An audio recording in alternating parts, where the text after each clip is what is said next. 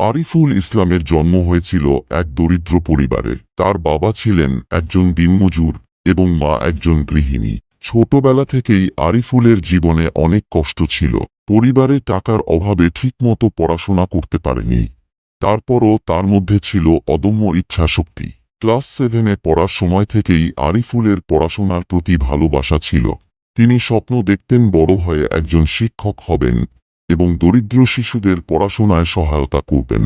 কিন্তু তার পরিবারে অর্থনৈতিক দুর্দশা এতটাই প্রকট ছিল যে তাকে পড়াশোনার পাশাপাশি কাজ করতে হতো। পড়াশোনার ফাঁকে আরিফুল মাঠে কাজ করতেন এবং মায়ের সঙ্গে বাড়ির কাজেও সাহায্য করতেন। কিন্তু কখনো হতাশ হন। সারারাত জেগে পড়াশোনা করতেন এবং বিদ্যালয়ের পরীক্ষায় সব সময় ভালো ফলাফল করতেন।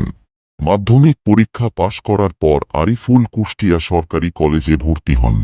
সেখানে তিনি অল্প বয়সে টিউশনি করে নিজের পড়াশোনার খরচ চালাতেন। কলেজের প্রিন্সিপাল তার মেধা দেখে তাকে বৃত্তি দিয়েছিলেন। এই বৃত্তির টাকা দিয়ে আরিফুল আরও বেশি মনোযোগ দিয়ে পড়াশোনা করতে পারতেন। তারপর কুষ্টিয়া সরকারি কলেজ থেকে স্নাতক পাশ করার পর আরিফুল ঢাকা বিশ্ববিদ্যালয়ে ভর্তি হন।